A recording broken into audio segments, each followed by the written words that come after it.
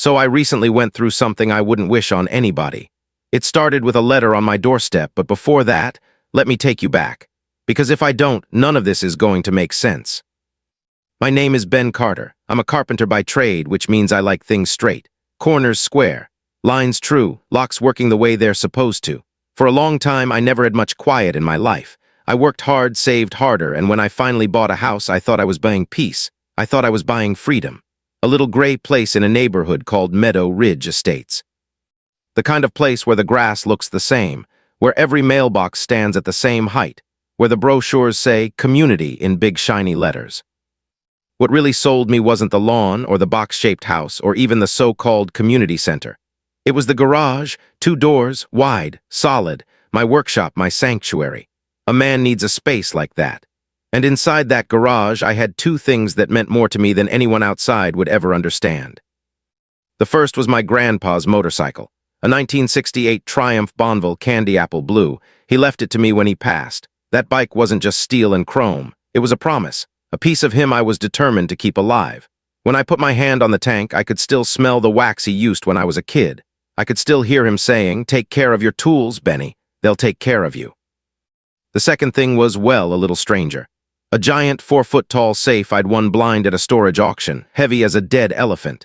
It took 4 of us, a pallet jack and a prayer to get it into the corner of my garage. I hadn't cracked it open yet. I figured I'd get to it one day. Until then, it was just a secret box sitting in my kingdom. My space, my mystery. And for about a week, life was good, quiet, balanced. Then came the letter. It was from the Meadow Ridge Homeowners Association. A mandatory meeting, it said. I'd only met the HOA president once before, a woman named Karen Moore. You know the type. Perfect hair, perfect smile, perfect voice that sounds sweet on the surface but hides a knife underneath. She had a way of looking at you like she already owned you, like saying no wasn't an option. I still remember the smell of that clubhouse where the meeting was held, stale coffee, carpet that hadn't been cleaned since the 90s, and the faint odor of fear. She stood at the front, clipboard in hand, talking about curb appeal and landscaping fines like she was delivering scripture. Neighbors sat in their metal chairs, nodding, too afraid to look up, too afraid to speak. And then she dropped it. A new initiative, she called it. For emergency safety reasons, the HOA would now require a key to every garage and outbuilding in the neighborhood. She said it so matter-of-factly, as if she were asking us to water the flowers. For a moment, no one said anything. You could hear the hum of the fluorescent lights. People glanced at each other, then quickly looked at their shoes. Nobody wanted to be first. Nobody wanted to risk her wrath. But I'm a carpenter. I build doors, I build locks, and I build them for a reason. I raised my hand. She saw me, and that smile of hers tightened just a fraction. Yes, Mr. Carter. Yeah, I said, keeping my voice steady. I'm not doing that. The air left the room. You could feel it. Her tone was syrupy sweet, but her eyes were hard. Excuse me. My garage is my property, I told her. It's attached to my house. It holds my tools, my personal things. You're not getting a key. Her boyfriend, Brandon Cole, a guy who always looked like he was trying to sell you a knockoff watch, stood up like he was her bodyguard. It's for your protection, he said, puffing up. I looked right at him. No thanks, I'll protect myself. Karen's smile faltered. For the first time, she wasn't in control. But she recovered fast. She warned me about fines, about compliance rules, about how if I opened my garage without her permission, she'd call 911. And she said it loud in front of 50 neighbors, making it clear her threat was aimed squarely at me.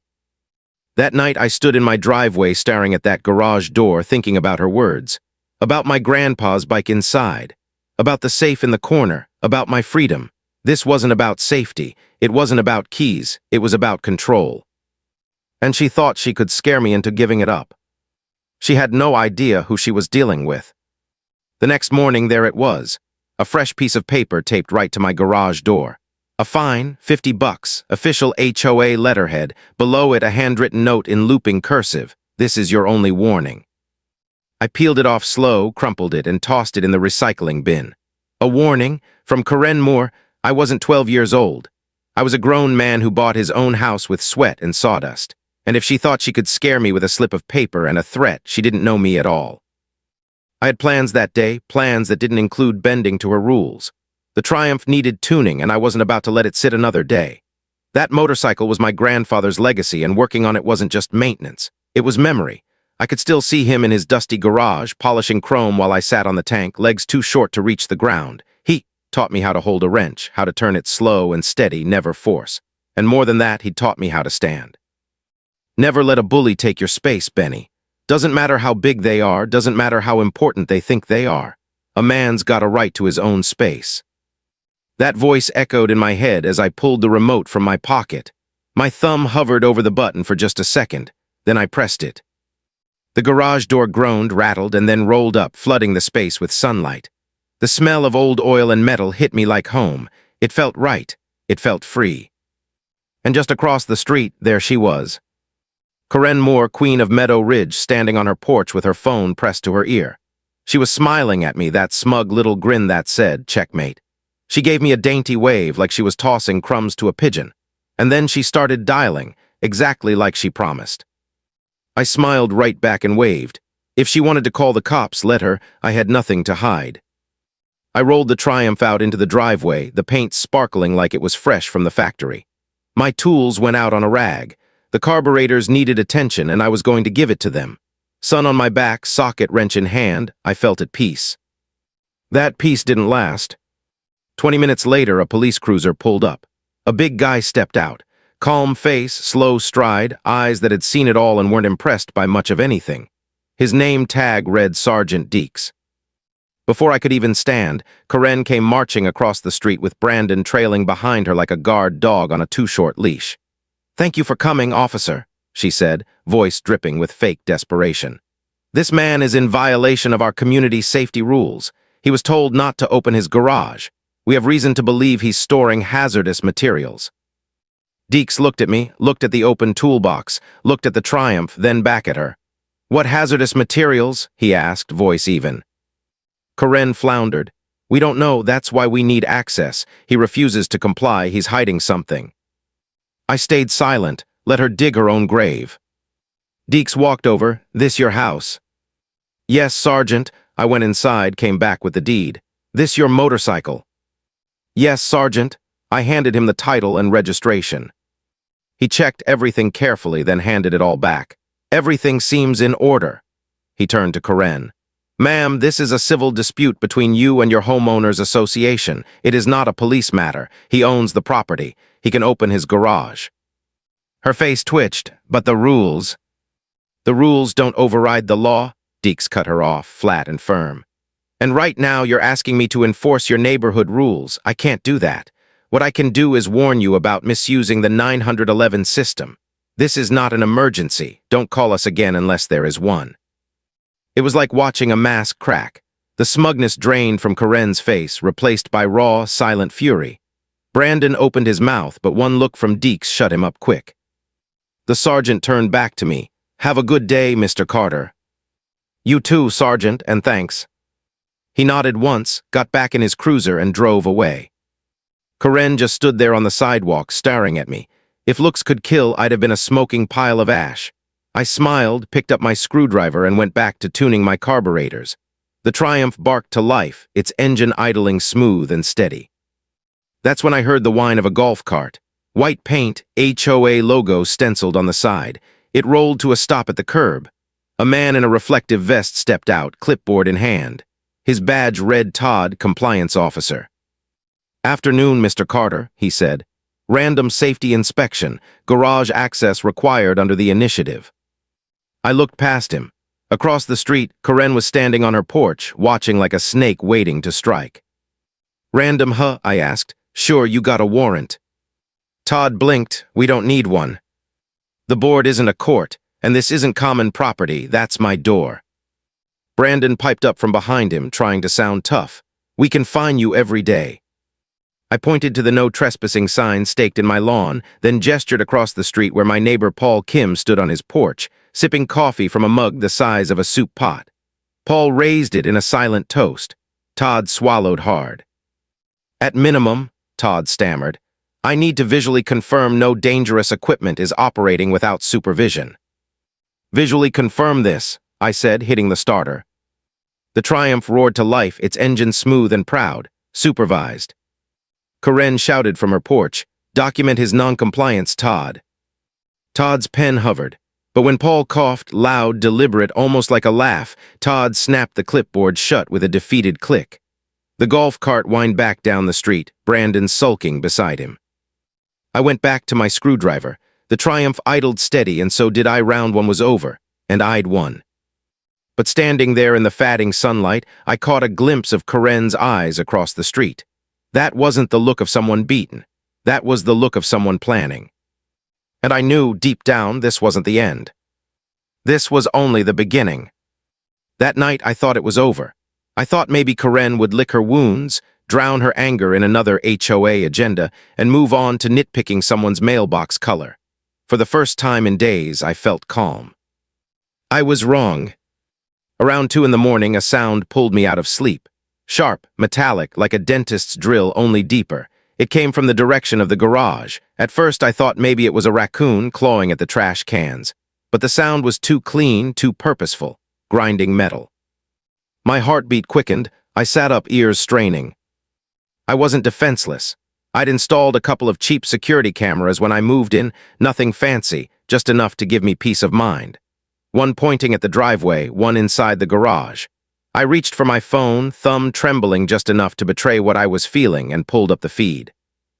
The driveway was empty, but when the garage camera flickered to life, my blood ran cold. 2 figures inside. The side door had been pried open. One man was big, broad-shouldered, unfamiliar. The other I recognized immediately, Brandon Cole, Karen's boyfriend. The big guy was pressing a heavy-duty drill against the face of my safe. Sparks flew like fireworks, lighting up the dark corners of my garage. Brandon hovered nearby, whispering, watching, urging him on. They were trying to crack it. My safe, my space, my home. Rage hit me like a hammer. For a split second, I was ready to storm out there with the heaviest wrench I owned and finish it the old-fashioned way. But my grandfather's voice echoed in my head. Never start a fight, Benny, but if it comes, finish it smart. Always be smarter than the other guy. And that's when I remembered I had prepared for something like this. When I first moved in, I tinkered with the sprinkler system around the garage and porch. I'd added a little modification of my own, a separate valve I could trigger from my phone. And inside that line, a simple filter chamber filled with blue chalk dust, the kind carpenters used to snap lines on plywood, harmless, messy staining. I hit record on my phone, capturing every second of the camera feed. Brandon and his thug drilling, sparks flying, faces clear in the frame. Perfect. Then I switched to the sprinkler app. My thumb hovered over the on button. I waited until they pulled the drill back, until Brandon leaned in close to inspect the safe. Then I pressed it. For a heartbeat, nothing, and then chaos.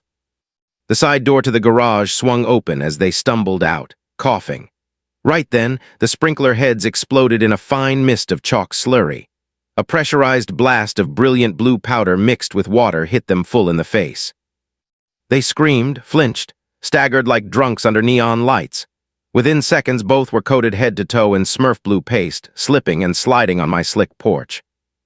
Brandon went down first, landing flat on his back with a sound that would have been funny if it weren't so infuriating. His partner grabbed at him, also slipping, both of them flailing like fish dumped on a dock.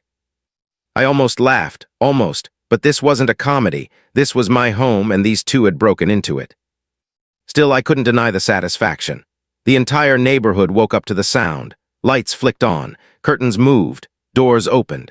And there across the street, Paul Kim stepped out with his giant coffee mug staring at the spectacle on my porch. He didn't even shout. He just raised that mug and sipped, as if watching a midnight performance he'd been invited to. Brandon and his blue partner scrambled up, panic written all over their dripping faces. They bolted down the sidewalk, leaving a glowing blue trail behind them like guilty breadcrumbs. I stopped recording. I had them, crystal clear. I sat back in bed, watching the replay over and over, my anger cooling into something harder. This wasn't about Karen demanding a key. This wasn't about fines or threats. This was breaking and entering. This was theft. This was crime. And I had proof. When morning came, I didn't wash the porch. I left the blue chalk splattered everywhere, a monument to their stupidity. Anyone driving by could see it, like graffiti declaring, "You messed with the wrong house." Coffee in hand, I transferred the video from my phone to my laptop. Every frame of it was perfect. The pried door, the drills sparking, Brandon's unmistakable face, the sprinkler's surprise. I almost laughed again. Almost. But mostly I felt something else. Resolve. This wasn't going to stop with blue chalk. Karen and Brandon had crossed a line, and I was going to use their own stupidity to tear their little kingdom down. I picked up the phone and called Sergeant Deeks directly, left a message. "Sergeant, this is Ben Carter from Meadow Ridge. We spoke yesterday. There was another incident last night, a more serious one. I've got video evidence of a break-in, attempted burglary. I think you're going to want to see it." Less than an hour later, he called back. His voice was steady, professional. "Mr. Carter, I'm on my way." When he arrived, I didn't keep him standing on the porch. I invited him in, poured him a cup of coffee, and set the laptop on the table. "Before I show you this," I told him, "I want to be clear. I don't know what's in that safe. Bought it at a storage auction. For all I know, it's full of old newspapers, but Karen and her boyfriend think it's worth breaking the law over." Deeks nodded slowly. "Show me." I pressed play. He watched the whole thing without saying a word. The drill, the sparks, Brandon's face. And then the grand finale, the chalk blast, the flailing, the mad scramble into the night. When it ended, he let out a slow breath. For a second, a smile flickered at the corner of his mouth. "Chalk dust?" he asked. "Harmless," I said, "but effective and very, very visible." "That it is," he murmured, his face serious again. He looked at me, then at the safe visible through the open garage door. "Here's the situation, Mr. Carter. They're obsessed with this safe. You're in the middle of it. The best way to resolve this and to figure out what's really going on is to see what's inside it." My stomach tightened. The mystery box I'd bought on a whim, suddenly the center of all this chaos. "I agree," I said, "but I'm not a criminal. I'm not going to have my property seized and cracked open like I'm guilty of something." "You won't," Deeks said. "I'll get a judge to issue a warrant. You'll be present. Everything will be by the book. That way it protects you and we finally get to the bottom of this." He was right. This was bigger than I'd thought. And as much as I wanted to protect my space, I wanted the truth more. I looked at him steady. "Let's do it." And in that moment I realized the safe wasn't just holding secrets. It was holding the key to ending Karen Moore's reign. The hours between Sergeant Deeks leaving and coming back with that warrant stretched longer than they had any right to. I tried to keep myself busy, sanded a cabinet door, sorted screws into jars, even oiled the Triumph's chain, but nothing stuck. My hands kept moving, but my mind kept circling one thing, that safe. It sat in the corner of my garage, silent, heavy, waiting. A metal tomb full of answers, or maybe just dust. But either way, I knew it was about to change everything. When Deeks returned, he wasn't alone. Another officer stood at his side, body cam blinking. Behind them, a locksmith unloaded his kit, delicate picks, stethoscope, tools meant for patience, not brute force.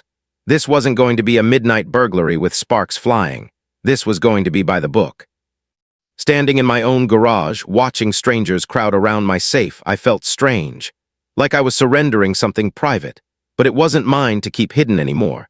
Not after what Brandon and Karen had done to get inside. The locksmith knelt, stethoscope pressed to the dial, his gloved fingers turning the wheel with surgeon precision. The minutes ticked by. The Triumph's chrome reflected the harsh LED lights they'd set up, and every tiny sound, the faint click of tumblers, the scrape of tools, felt amplified in the stillness. Then at last, a heavy, resonant clunk. The locksmith straightened, got it. He pulled the handle. The safe's thick door groaned and then swung open, revealing shelves inside. We all leaned forward. Deeks and the other officer tapped their body cams. The locksmith stepped aside. It wasn't old newspapers. The top shelf held bundles of cash, stacks of hundreds and fifties wrapped tight with bank bands, more than I could count at a glance, enough to make my pulse jump. The shelf below was worse. Fake IDs, passports, driver's licenses from different states, all with the same man's photo under different names. Not Brandon, someone else, someone we didn't know yet. But it was the bottom shelf that made my stomach twist. A black ledger, worn, handwritten, the kind of book people keep when they don't expect to ever be caught. Deeks picked it up carefully, flipping it open. His eyes scanned the pages, brow tightening with every line, dates, names, dollar amounts. And there, written neat, unmistakable, B. Cole. Next to the name, payment amounts. Beside those, descriptions, pool repair, drainage maintenance, clubhouse roof, all of them HOA projects, big-ticket items. I leaned closer, my chest tightening. The numbers weren't random. They were exact. Exact matches for the amounts missing from the HOA's budget. The projects Karen swore had been paid for. The drain that nearly swallowed a child. The pool that had never been resurfaced. The roof that still leaked every time it rained. It was all here, every lie, every theft. Deke's jaw tightened. "Mr. Carter," he said quietly, "I think you just blew this whole thing wide open." The safe hadn't been my secret at all. It was theirs, and now it was evidence. The officers photographed everything. Bagged the cash, the IDs, the ledger, logged it all. Before they sealed it, I snapped my own photos, high-res shots of every page in that ledger. I wasn't about to let Karen's empire vanish into an evidence locker where no neighbor would ever see it. As they packed up, Deeks pulled me aside. His voice was low, urgent. "Listen to me, Ben. This is a criminal investigation now. We're talking embezzlement, fraud, conspiracy. Karen Moore and Brandon Cole are primary suspects, but they don't know what we found. All they know is they failed to get into your safe." I nodded, but my stomach sank. "They're going to be desperate," he continued. "Cornered people get sloppy, they get dangerous. Don't engage with them, don't talk to them. If they so much as look at your house funny, you call me directly. My card's got my cell." I took the card. His words rang true. A cornered animal is the most dangerous. That night, I sat in the garage with the Triumph's engine idling, letting the steady rhythm calm my nerves. The safe was empty now, but the storm outside wasn't over. It was just circling closer. The next morning, it hit. I was in my kitchen, coffee steaming in my hand, when I saw it through the window. A flatbed tow truck backing into my driveway, a forklift on board. Two men climbing out, one with a clipboard, the other in a dirty work shirt. They weren't police, they weren't friendly. I stepped onto the porch. "Can I help you?" The driver glanced at his clipboard. "Work order, here to remove an unapproved structure from the property." My jaw tightened. "What structure?" "The safe," he said flatly. "Signed by HOA president, classified as hazardous and unapproved." Hazardous, unapproved. It was in my garage, on my property, but they were here to take it anyway. I felt a chill cut through the morning air. This wasn't just theft anymore. This was Karen trying to erase evidence. "You're not touching it," I said, voice low. The driver shrugged. "Buddy, I just follow the paperwork, signed by the board. We're getting paid to move it. Step aside."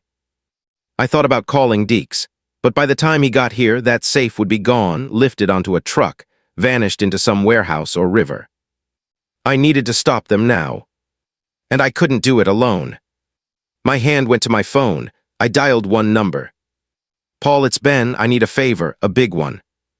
"What's wrong, Ben?" His voice was calm, but I could hear the weight behind it. "Karen sent a crew. They're here with a forklift to take my safe." There was silence for a second. Then Paul chuckled, low and deep like thunder rolling over the hills. "I'll be right there." A minute later, I heard it, the guttural roar of a diesel engine. Paul's backhoe trundled out of his driveway, yellow paint gleaming in the morning sun, rolling straight across the street like a tank into battle. The two men froze, staring as the machine lumbered into my driveway. Paul didn't say a word. He maneuvered it with the grace of a surgeon, parked directly in front of my garage, lowered the front loader until it scraped the asphalt. Then he swung the back arm around, blocking the forklift's path. 10 tons of steel, a wall, a guard dog. The silence that followed was louder than thunder. Paul climbed down, wiping his hands. "Morning, Ben, looks like you've got a bit of a parking issue." The truck driver looked at the backhoe, then at us, then at his clipboard.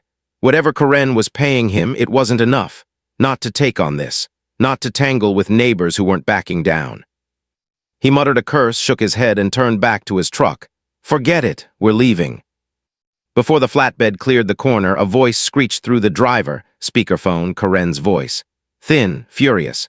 "You tell Mr. Carter the board has authority." Paul leaned on the backhoe's horn. The blast rattled windows up and down the street. The driver flinched, hung up, and mouthed one word at me. "Nope." I looked at Paul, who grinned under his ball cap. "Moat or guard dog?" he asked. "Moat," I said. "Absolutely moat." And just like that, the safe was still mine. Still here, still evidence. But I knew it wouldn't end there. Karen had tried rules, she had tried crime, she had tried force. All had failed. And whatever came next would be desperate. And ugly. For one day, the neighborhood was silent. Too silent.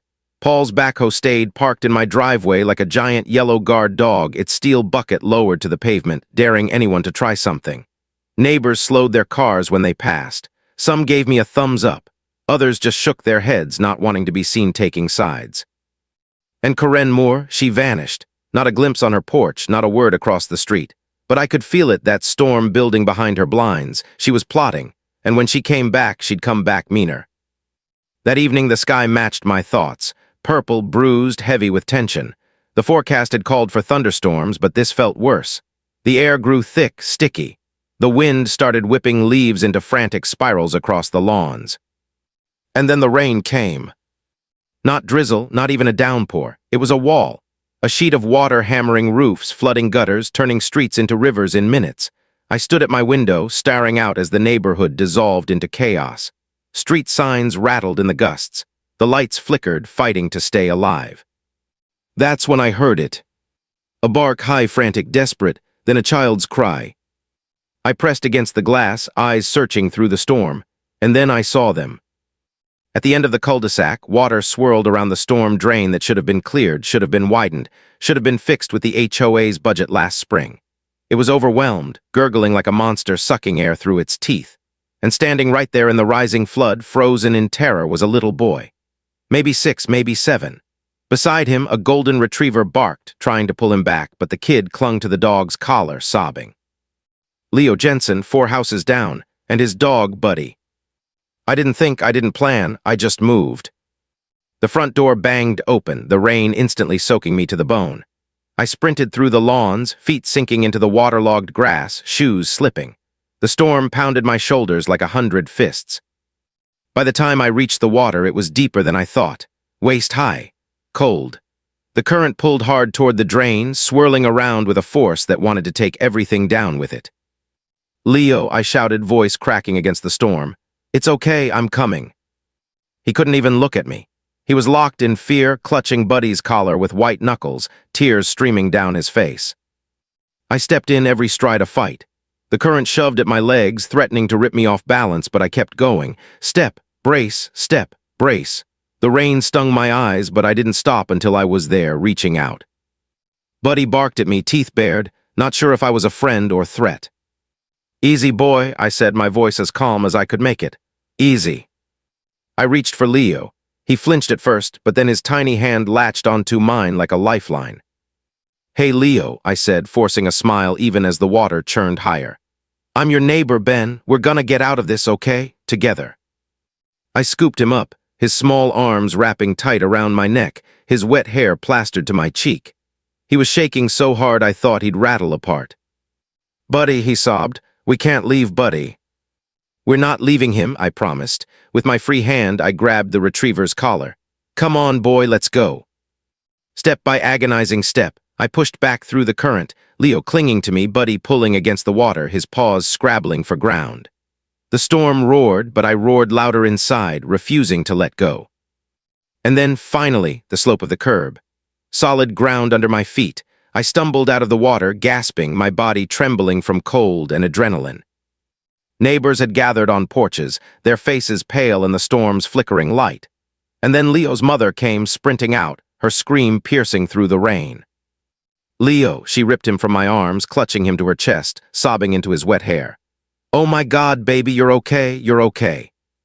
I just stood there dripping, exhausted, while Buddy shook a gallon of water all over me. I didn't care. I was alive. Leo was alive. And then I saw her. Not Karen, someone else. Lisa Truman, 2 doors down. A quiet woman, always keeping her head down at HOA meetings, always looking nervous when Karen barked orders. She was standing on her porch now, soaked through, clutching a thick manila folder against her chest like it was the only thing keeping her afloat. But she wasn't looking at Leo. She wasn't looking at Buddy. She was looking at me. And in her eyes, something had changed. The fear was gone, in its place a spark of resolve. She nodded once, small, firm, like she had finally made a choice. By the time Leo's mother thanked me, by the time the storm raged on around us, Lisa was already walking down her porch steps, clutching that folder, walking straight toward me. I was still dripping on my doormat when she knocked. "Come in," I said, pulling the door open. She stepped inside, her hair plastered to her cheeks, rainwater pooling at her shoes. "Can I talk to you, Mr. Carter?" she asked, her voice barely above a whisper.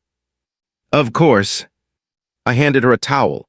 She took it with shaking hands, drying her face, though her eyes never left mine. "What you did out there for Leo," she said softly. "That drain was supposed to be fixed 3 months ago. We approved the expenditure. The money was paid out." "I know," I said quietly, "to a company called Cole Contracting, right?" Her eyes widened. "How do you know that?" I led her to the kitchen table. For the next hour, I told her everything, about the safe, about Brandon and the break-in, about the chalk dust, about the warrant and the ledger. I showed her photos every damning page. With every word, I saw her face change. The fear she'd carried for years turned into something sharper, anger. "She lied to us," Lisa whispered, staring down at her hands. "She lied about everything." Finally, she pushed that manila folder across the table. "I was afraid," she admitted. "Karen finds out what people care about and she threatens it. My husband has a home business. She threatened to bury us in zoning complaints, so I kept quiet. But tonight, seeing what could have happened to that little boy because of money she and Brandon stole, I can't stay quiet anymore." She opened the folder. Inside were copies of board meeting minutes, financial statements, invoices, 2 years' worth. I spread them across the table, my heart pounding. It was all there, everything we needed. Lisa stared at me, her jaw tight. "What are you going to do with it all?" I looked down at the mountain of evidence, my videos, her documents, the ledger. And for the first time, I knew. "I'm not just going to take Karen down," I said, my voice steady. "We are, the whole neighborhood. We're going to take back this community, and we're going to do it at the next HOA meeting." The plan was simple on paper, but it carried the weight of a revolution. According to the bylaws Lisa had brought me, a board president could be recalled if 25% of the homeowners signed a petition. With 100 houses in Meadow Ridge, we needed 25 signatures, but I didn't want 25. I wanted 50, half the neighborhood, a clear majority before we even set foot in that clubhouse. So the next morning, we gathered in my garage. Lisa with her manila folder, Paul with his ever-present mug of coffee and that stubborn twinkle in his eye, and me staring at the evidence laid out like pieces of a weapon. "We go door to door," I said. "We don't just ask people to sign, we show them. We let them see it with their own eyes." Lisa bit her lip. "She'll find out, she'll retaliate. People are scared of her, Ben. She's made a career out of fear." "That's why we don't give them fear," I said. "We give them truth. Fear can be ignored, truth can't." Paul chuckled, slapping my shoulder. "Haven't done door knocking since I ran for city council in '93. Let's make history again." We divided the neighborhood into thirds. Paul took the east end, where everyone knew him. Lisa took the west, where she had the reputation of a quiet, dutiful board member. And me? I took the middle, the belly of the beast, closest to Karen's house. The first knock was the hardest. Neighbor Dan answered, hose in hand, still dripping from watering his petunias.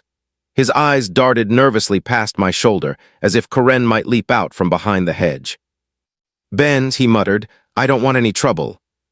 "I'm not here to make trouble," I said, holding up the tablet where I'd prepared the presentation. "I just want 5 minutes, just 5. He hesitated, but finally nodded. I played the audio of Karen's frantic 911 call. Her shrill voice echoed through his doorway. "He's dangerous. He's hiding something." Dan frowned. Then I showed him Sergeant Deeks's bodycam footage, where Karen got shut down by the law itself. His frown deepened. Then came the video of Brandon and his thug breaking into my garage, sparks flying from the drill. Dan's jaw dropped, and when the sprinklers erupted with blue chalk slurry, coating them head to toe, his laugh came out sharp, surprised. But when the final image appeared, the photo of me carrying little Leo out of the flood, Buddy barking beside us, Dan just shook his head. "That money, it was for the drain," he whispered. "My basement floods every heavy rain, and now," he trailed off, his face pale. He signed without another word. It was like that, house after house. People were hesitant, scared, but the evidence was too powerful, too undeniable. And strangely, the video of Brandon slipping in blue chalk worked better than any speech I could give. It turned them from villains into clowns, and clowns can be defeated. By nightfall, I had 8 signatures. Paul came back with 6 more. Lisa brought 4, 18 total. We were close, but close wasn't enough. The next day, Karen struck back. Every inbox in the neighborhood pinged with an email. The subject line screamed, "Urgent community alert." It was a masterpiece of paranoia and venom. She called me dangerous, accused me of harassing neighbors, claimed the recall petition was illegal. She even threatened fines against anyone who signed it, accusing them of undermining community safety. It was pure Karen, fear dressed up as authority. And it worked. Doors slammed in my face. Blinds closed as I walked up. One woman whispered through her chain lock, "I believe you, but I can't sign. My fence is 2 inches too high. She'll make me tear it down." Fear, her favorite weapon. By the afternoon, we were stuck at 22 signatures, 3 short. We gathered in Paul's kitchen, staring at the clipboard like it was a battlefield map. "She's got them spooked," Paul muttered. "Maybe we hand this to the cops, let them handle it." Lisa shook her head. "No, if we stop now, she wins. The truth gets buried. She resigns quietly, plays the victim, and nothing changes." I stared at the list of untouched houses. We just need 3 more brave people. 3. That's when a white pickup pulled up outside. Brandon. His ball cap pulled low, pretending to scroll his phone while staring daggers through the window. Lisa froze. "Exhibit A," she whispered. I stepped outside, gave him a wide smile and a neighborly wave. "Morning. Need directions to a legitimate invoice." He revved the engine once, scowled, and rolled away. 2 kids on scooters zipped by, shouting, "Blue man, doofus." Their laughter cracked the tension like sunlight through storm clouds. A knock sounded at the door. It was Mrs. Jensen, Leo's mother. She held a plate of cookies, her expression steady. "I heard what you're doing," she said. "I saw Karen's email, lies, all of it." She set the cookies down and pointed to the clipboard. "Can I sign that?" I handed her the pen. She signed with a flourish, pressing hard enough to tear the paper. "And I think I can get you a few more." She marched out with the petition. An hour later she returned, not with 3 signatures, with 10. We now had 33. It was more than enough. Karen Moore had made her first critical mistake. She had built her little kingdom on fear, but she forgot one thing: there's something stronger than fear. A mother's anger. The recall vote was on. Now all that was left was the showdown. And I had a feeling it was going to be one for the ages. The night of the meeting, the community center buzzed like a kicked hornet's nest. Every folding chair was taken. People stood shoulder to shoulder along the walls. I saw faces I hadn't seen in months, neighbors who usually stayed home, too tired or too scared to show up. But tonight they were here. Tonight something was different. Paul sat to my right, arms folded across his chest, a calm grin tugging at his lips. Lisa sat on my left, her hands shaking just enough to betray her nerves. But her eyes burned with resolve. We weren't just 3 neighbors anymore. We were a team. And at the back of the room, standing quietly with arms folded, were 2 uniformed officers, Sergeant Deeks and his partner. They didn't say a word, didn't flash their presence. But I saw Karen glance at them more than once, and each time her smile faltered before snapping back into place. Karen and Brandon sat at the head table on the stage. Brandon looked pale, sweaty, shrinking into his chair. Karen was the opposite, smiling wide, radiant with a weird kind of electric confidence. She moved like a queen who believed her subjects adored her, even as they whispered mutiny in the aisles. She thought her email had worked. She thought fear had pulled the leash tight again. She thought she'd won. She had no idea what was coming. An hour before the meeting, someone had accidentally unplugged the projector, breaking the tab off the circuit breaker. The community center manager just shrugged, palms up. These things happen. On the stage, Karen whispered to Brandon, her eyes darting at our setup with suspicion. But Paul disappeared, returning minutes later with a 100-foot orange extension cord that looked like it belonged on a construction site. He plugged it into the vending machine line. "Cola!" On a different circuit, he said, winking. The projector hummed back to life. Lisa tested her notes. Her voice shook at first, but then steadied. She underlined one word 3 times, vote. Short, clean, no adjectives, facts will do the yelling. I nodded, I'll handle the rest. Paul grinned. If the lights go out, I'll do interpretive dance while you narrate. I groaned, I'd rather face the drain again. By the time the room filled, two of Karen's allies tried one last stunt. They unfurled a banner in front of our projector screen. Keep Meadow Ridge safe, it read, the vinyl suspiciously fresh. The crowd booed. Deeks didn't move, just crossed his arms and stared at them. Slowly, deliberately, the banner sagged and then slid down on its own. Funny how that happens. Karen rapped her gavel, cheap wood bought online, and plastered her hazmat smile across her face. Welcome, neighbors, she sang, voice sugar-coated. We'll begin with landscaping bids, then move to a complaint about seasonal decorations. After that, we'll address this misguided petition. She waved the clipboard in her hand like it was a dirty diaper. While it's riddled with procedural errors, in the spirit of transparency, Mr. Carter will be allowed to speak for 3 minutes. She smirked at me like she'd just handed me a scrap from her plate. But what she didn't realize was that the petition forced this item onto the agenda. She couldn't bury it. She couldn't dismiss it. And when she gave me the floor, I wasn't stepping up with 3 minutes. I was stepping up with the truth. I walked to the podium, my pulse steady, the remote heavy in my pocket. I didn't look at Karen. I looked at the neighbors, people I saw mowing their lawns, walking their dogs, people who deserved better than fear. My name is Ben Carter, I began, voice carrying through the hall. And she's right, this is about transparency, so let's be transparent. Click. The first image on the screen was a photo of the flood. Me carrying little Leo in my arms, Buddy the retriever barking beside us. Gasps rippled through the room. Parents pulled their kids closer. This is what happens when a storm drain doesn't get fixed, I said. Now let's find out why. Click. Karen's 911 call echoed through the speakers. Her voice shrill, panicked. He's dangerous, he's threatening me. People looked at her, then at me, standing calm, steady at the podium. Murmurs spread. Click. Sergeant Deeks's bodycam footage lit up the screen. Karen arguing with the law itself, demanding enforcement of her rules. Deeks, professional and steady, shutting her down.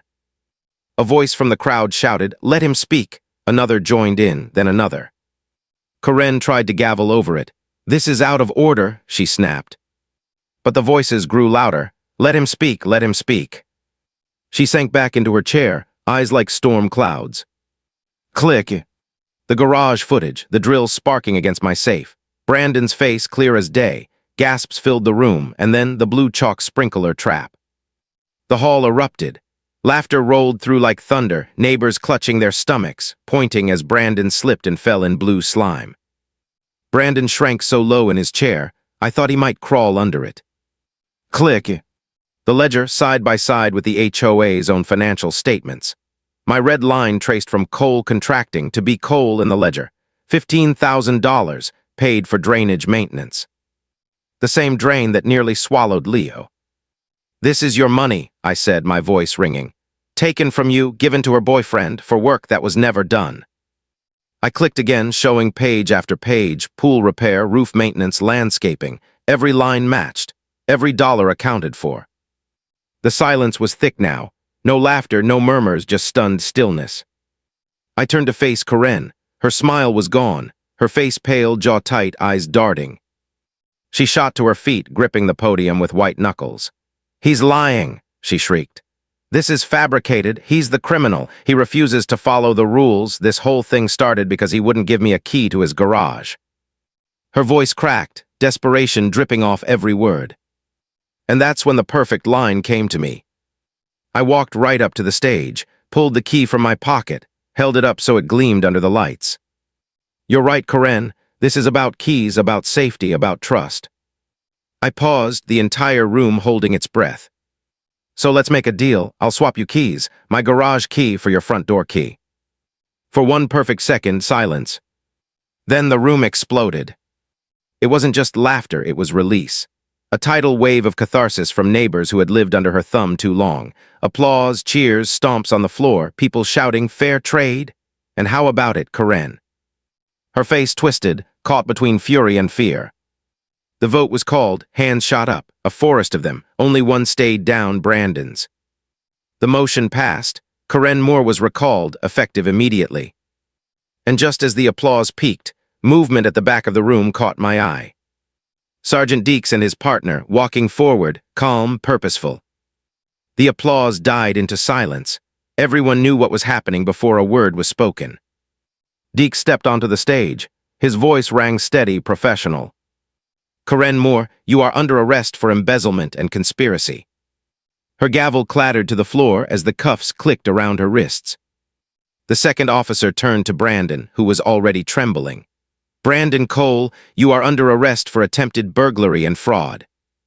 The sound of those handcuffs locking shut was the final nail in the coffin. The vote was over, her rule was dead. But for Karen and Brandon, the real consequences were just beginning. The clubhouse was still buzzing long after Karen and Brandon were led away in handcuffs. People huddled in small groups, whispering, laughing nervously, shaking their heads in disbelief. For years, she had ruled this place like a queen on a throne, and in one night she'd been stripped of everything. But me, I didn't feel like celebrating, not yet. I walked out into the night air, away from the chatter. The parking lot lights glowed against the wet asphalt, still slick from the storm. Across the street, Paul leaned against his backhoe, sipping his bottomless coffee like it was just another Tuesday. You did it, he said simply. I shook my head. No, we did it, you, Lisa, Mrs. Jensen, everyone who signed that petition. I just opened the garage door. He chuckled slow and low. Sometimes that's all it takes. One person opening a door the rest of us were afraid to touch. I didn't answer. My eyes drifted upward to the rows of houses lining the street, the porches where blinds had always been pulled shut, the driveways where neighbors used to pretend they didn't see each other. Tonight, for the first time, I felt something different, a pulse of unity. Inside, the new board members were already being chosen. Lisa's name had been nominated 3 times before she even agreed to stand. She looked terrified, but when I caught her eye, she smiled. A real smile, no fear hiding behind it. Maybe Meadow Ridge finally had a chance. But the work wasn't done. The next few weeks felt like unwrapping a rotten gift one layer at a time. Auditors went through the HOA's books with fine-tooth combs. What they found was worse than we thought. Tens of thousands siphoned into fake contracts, phantom repairs, bogus invoices. Karen had been running a machine of lies, greased by Brandon's company. Every project we complained about, every crack in the sidewalks, every flooded drain, it wasn't neglect. It was theft. Neighbors who once rolled their eyes at HOA meetings now packed them full. Voices rose not in fear but in debate. Passion, change. And slowly, Meadow Ridge transformed. The pool was repaired, properly this time. I watched kids cannonball into clear water for the first time in years, their laughter echoing down the street like music. The clubhouse roof was fixed, no buckets catching leaks during storms, no mold creeping down the drywall. And that drain at the cul-de-sac, rebuilt from scratch, wider, reinforced, ready for whatever storm came next. I stood there with Leo and Buddy one evening, watching the water flow clear, harmless, down into the new system. Leo grinned up at me. Buddy wagged his tail like it was all his doing. Life began to feel normal again. No more warning slips taped to garage doors. No more mysterious violations. No more Karen hovering like a shadow. But in the quiet moments, I thought back to the safe, to the night I almost lost everything. It struck me then, Karen wasn't just obsessed with control. She was terrified of losing it. Fear wasn't just her weapon, it was her prison. And she had built that prison herself, brick by brick, rule by rule, until it collapsed on her. Sometimes I wondered if she had started small. A fine here, a threat there. Maybe she told herself it was for order, for community standards. Maybe she even believed it. But power is a dangerous seed. Water it with fear, and it grows until it strangles everything around it, including the person holding it. One evening, Lisa came by with a stack of papers for me to sign. Routine things, the new board making good on its promises, accountability measures, open budgets. She hesitated at the door before leaving. "Ben," she said softly, "thank you for everything." I shook my head. "Don't thank me, just make sure this place stays free, that's thanks enough." She smiled, and for the first time since I'd met her, it was free of fear. Paul still parked his backhoe in his driveway, though he didn't need to anymore. He said it was his insurance policy. I think he just liked the reminder that sometimes you had to fight fire with iron. As for me, I went back to my garage. The Triumph gleamed like it always had, faithful as ever. I spent long evenings polishing it, tightening bolts, running the engine until it purred. The safe was gone now, emptied, logged, taken as evidence, but I didn't miss it. What mattered wasn't what it held, but what it revealed. One Saturday afternoon, I was lying under the bike, wrench in hand, when I heard laughter outside.